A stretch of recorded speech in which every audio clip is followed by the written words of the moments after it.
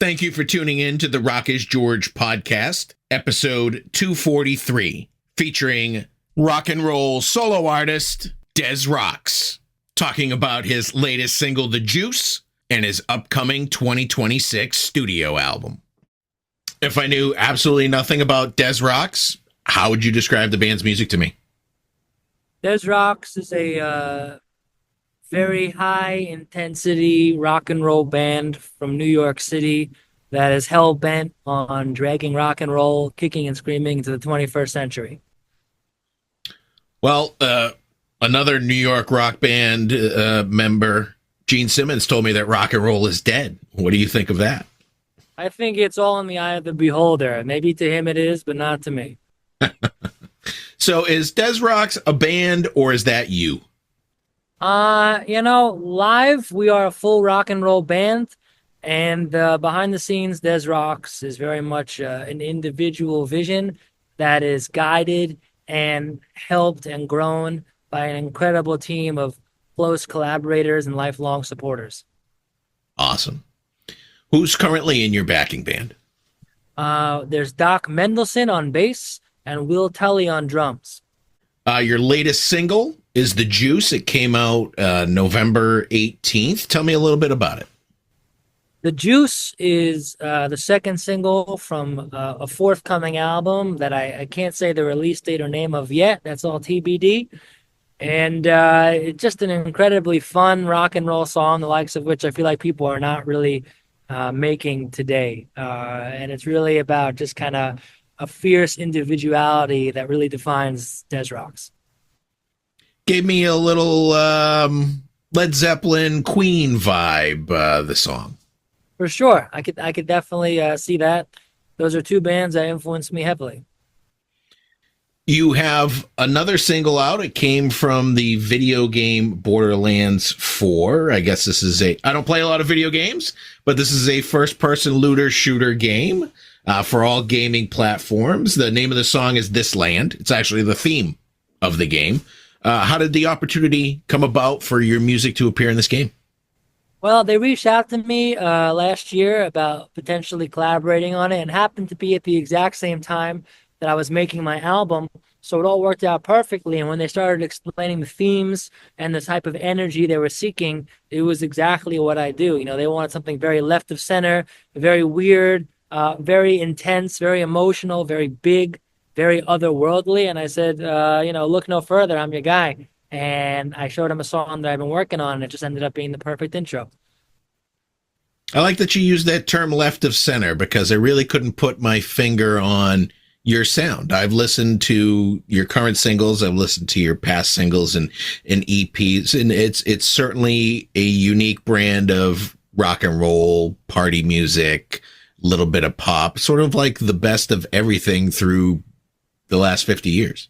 Thanks, George. I appreciate that. You know, that's really important to me, for better or for worse. You know, even if you don't like it at all, even if you hate it, I rather you hate it but know it's me and identify it with me than love it and think it could be anybody else.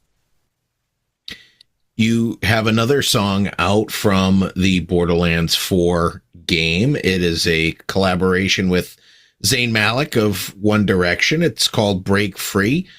Not the first guy I think of when I think of rock and roll, Zayn Malik. How did this collaboration come about? Yeah, well, I mean, again, like everything DES ROCS is about subverting one's expectations. So if I'm going to collaborate with anybody, it's going to be extremely unexpected. It's not going to be anybody that's within a stone's throw of who I am or what I do. So the only other time I collaborated was with a hardcore band from Florida called Under Oath. And now I collaborated with Zayn Malik, who's, a very different type of artist. And I just like to do these collaborations that are very unexpected. And, Borderlands is looking to create something special with Zayn, and they brought me in to write and produce the song. So it was very fun to also just tap into a different side of my songwriting as well. I also came across a cover you did for the movie Nobody 2 that stars Bob Odenkirk. It's a cover of Johnny Cash's Ring of Fire. Did you get to decide what song you wanted to submit to this movie, or was it decided for you? No, I didn't. They asked me if I could do a cover of Ring of Fire, And at first, I was a bit reluctant because there's already a great Social Distortion cover of it, and it's a very, it's rock. It lives in the rock world, but it's a very different sound. So it was very exciting to take a stab at something that I could put my own spin on. I don't think if it wasn't something that I thought I could completely reimagine and DES rockify, then I wouldn't have done it. But the challenge of doing that was extremely fun, and the end result is something I'm incredibly proud of. You mentioned that you're planning a full studio release in 2026, but the release date is still to be announced. Your last full-length album was Dream Machine. It came out in 2024. Are you currently sitting on this studio album, or is there still some final touches to be done? The final touches are done. So I'd say the studio record as of yesterday is completely mastered. I ended up moving a bunch of things around at the last second, right before the deadline for vinyl submission. So it is done and dusted. I can't touch it anymore. Now, the singles that we talked about from Borderlands and The Juice, these all going to appear on the studio album? They will, yes. You can't share the title of the new album yet? No, I can't yet. I want to, but I can't. I'm not allowed. I'll get in trouble, George. It's the great rock and roll secrets. We can't talk about the album titles. We can't talk about this. We can't talk about that. I'm well aware of it. Yeah. But I can tell you that today we just announced a tour of North America beginning in March. It's going to be an incredible headline run. So that is, as of 60 minutes ago, that is now public information. I did get that actually 3 hours ago about your North American tour. Do you expect the album may be out when the tour kicks off or at some point during the North American tour? I would like the album to come out before. There's a couple of moving pieces and politics at play, but I think it will come out before that tour. Do you have another single planned before the album release? Oh, yeah. Many singles, many singles. I like to give each song its own opportunity to be heard on its own and to breathe before it lives in the larger context of a body of work. In researching your history, I came across your contributions to a 2024 movie called Queen of the Ring. I'm a huge wrestling fan. This movie tells the tale of Mildred Burke, one of the first famous female wrestlers. It stars Emily Rickards. You actually had a lot of songs in this movie. How did that opportunity come about? The CEO of my record label was directing that film, and he hit me up asking if I had any demos or ideas circulating for certain themes he was trying to capture. And I had a bunch of music that was kind of ready to go, as well as some pre-existing stuff as well that just kind of fit right on into that film. And your record label, of course, is Sumerian Records. That's right. When did you sign with them, and how did that happen? I signed with them in 2023, and I've been pretty disillusioned from some previous record label experiences. However, they really provide me with the creative freedom that I crave in any sort of record label relationship, while also supporting me and providing great console. So they've been an amazing partner. We mentioned the upcoming North American tour that starts in March 2026, but you've done some shows already in 2025, correct? Oh, yeah. We've done a bunch of little one-offs here and there, testing out a lot of the new ideas and new live moments that I like to explore. So I love just kind of getting those on the stage before we commit to a whole tour. You actually have a show either tomorrow or the next day, right? I have a show in Seattle on Friday. Yeah. On Friday. And you're still out in New York. Yeah. I'll fly in. I'll get in the night before. Yep. That's rock and roll right there. Yeah, for sure. A lot of the press I've seen for you mentions an opening slot you did for the Rolling Stones.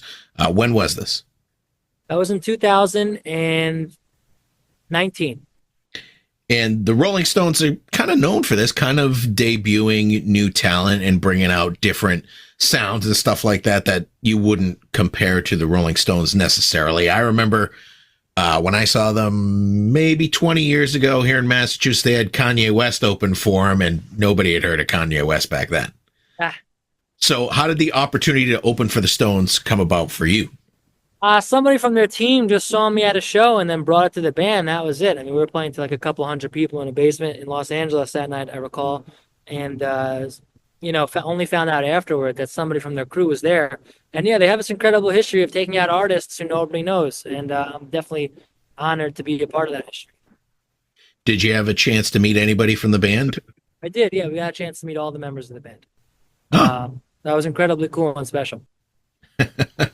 Did you get any feedback from them about your set or your music?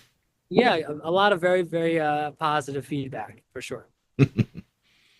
Now, a lot of photos and videos that I've seen of you, you have this uniquely shaped guitar. It's in the shape of the symbol that you used on your last album, Dream Machine.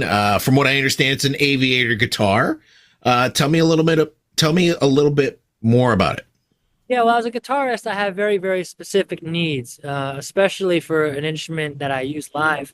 It needs to be really spec'd out, so that it's like what I call DES proof. You know what I mean? It needs to be able to survive a DES rock show, and very few guitars are able to. Either I'm breaking headstocks, or cutting my finger, or God knows what. So we wanted to create an instrument that could suit all my needs, and also, live up to all the sonic specs that the songs require. So we embarked on this amazing relationship with Aviator about a year ago to design, like the perfect DES ROCS live guitar. And incorporating the symbol was quite a challenge, but we came up with a design that was incredibly exciting, but also incredibly playable and functional. So we launched that a couple of weeks ago, and there's only one of them. It's called the Rocket. It's the only DES ROCS guitar there is, or maybe ever be, I don't know. And yeah, it's a fantastic piece. Is it made of wood, or is it made of some sort of other type of material? No, it's made of wood. It's nothing crazy. I especially like to keep my guitars pretty light, so go for like a lighter wood. But yeah, it's a really fun guitar. What kind of guitars did you play previous to the Aviator? Well, I still play a lot of different guitars live. I usually now play these 80s Ibanez Roadstar 2s. That are just like these really incredible machines. They're very cheap, and I play those most of my shows. Do you find it difficult sometimes playing the guitar and handling the vocals at the same time? No, I've been doing it for so long. It's definitely not difficult to me. It's very much second nature. The symbol that is emblazed on your guitar, what does that specifically represent? Well, it's representative of strength. Being a modern rock artist is very challenging. You really have to be a cockroach to survive. And there's these two kind of fangs that hang off of it. And that's a symbol of overcoming adversity. And both fangs are united in the middle with one central stem, so to speak. So it's kind of a symbol that represents unification, strength, perseverance. And it's something that's become incredibly important to me. So the struggles that you've had in the industry, were there times that you felt like you wanted to hang it up? Many, many times, more than I could ever count. But not just as a musician, but also in one's personal life. And in that sense, the symbol was really meant to be for everyone, not just for me. And being a musician kind of takes away from your personal life a little bit. It's a full-time, sometimes round-the-clock job, no? Sure, yeah, no, it's my entire life. It's my entire life, yeah. I noticed on some of your merch, your T-shirts, you have one that says DES ROCS 210. What does this reference? That's a play on the Austin 316 WWE shirts, but 2:10 in the morning is a lyric from a song called Dream Machine, where I repeat that number quite a bit, and it has some significance to me with regards to that song. So you don't just submit music to wrestling movies, you are a wrestling fan. That's right. I used to love it as a kid. I thought it was very funny. I just love the theater of it. Yeah. I don't follow it as much anymore, but I still love everything it stands for in many ways. I would imagine you've seen some shows at Madison Square Garden there in New York City. Many shows. Still great. Coordinated stunt show set to a soap opera script. Yeah, it's unbelievable. It's so fascinating. It's art. Prior to you forming DES ROCS, you played in another band called Secret Weapons. Tell me a little bit about that project. I mean, I've played in dozens of bands called dozens of things. I've really just always been in some sort of outfit trying to really do it. And in previous projects, there's so much There are so many politics to navigate in addition to personal friendships. And at a certain point, I was kind of forced to just do my own thing by the circumstances of life. And that's how DES ROCS was born, out of a sense of creative solidarity. And there's some relief in kind of being in control of what you want to do, what you want to write, what you want to perform versus trying to get 4 or 5 opinions on what you should be doing, right? For sure, without a doubt. Were there, when you decided to do things out on your own, were there people that discouraged you or told you you wouldn't be able to do it? Everyone, yeah. And that kind of plays into the whole perseverance thing that you discussed about the upcoming album and where you're going in your musical career, correct? Without a doubt, yes, without a doubt. Do you have someone in the industry that you turn to advice or as a mentor? I mean, I have a fantastic management team after a lot of kind of failed starts with other managers, and they're incredible, and I trust them dearly. But besides that, no, I haven't really had any mentors in music industry. I think I kind of always wanted one, but at the same time, not having one and making so many mistakes on my own is kind of the way I am now. So maybe in hindsight, I wouldn't change a thing. When you're not doing music, do you have a boring day job? No, I do not. It's music 100% for you. Absolutely. So is it being an artist in New York City? I would imagine that it's a little easier for an original act to get their music out there and to play in the clubs, whereas out here in the sticks of Massachusetts, it's mostly cover bands. Do you find that you have more competition with the cover bands that play the top 40, or do you have the competition with the original bands there in New York City? I don't have any competition with cover bands. No cover band does what DES ROCS does. And also, DES ROCS is far more international than just New York City. This is where I'm from, and this is the foundation. But I'm definitely not like part of any kind of local scene here. And I think anybody today, given the tools available to them, can just blow up from anywhere and get their music heard all over the world, whether they're in the sticks or they're in the greatest city on earth. So what can fans expect on the upcoming North American tour starting in March? They can expect one of the most high intensity, personal and emotional rock and roll experiences they will ever witness in person. Well, those are all the questions I have for you today. The new single is The Juice. The current single is The Juice. You have a new album on the way next year, to be announced, the release date. And I've listened to what you've done so far. Very impressive. I can't wait to see what you have in the future. I want to thank you for taking the time to speak with me more about DES ROCS today. Thanks, George. Take care. Once again, I want to thank DES ROCS for coming on the Rock is George podcast. Be sure to check out his latest single, The Juice, out now on all music streaming platforms. Be on the lookout for his upcoming studio album in 2026. I also want to thank Kim Britton and Sumerian Records for making this interview possible.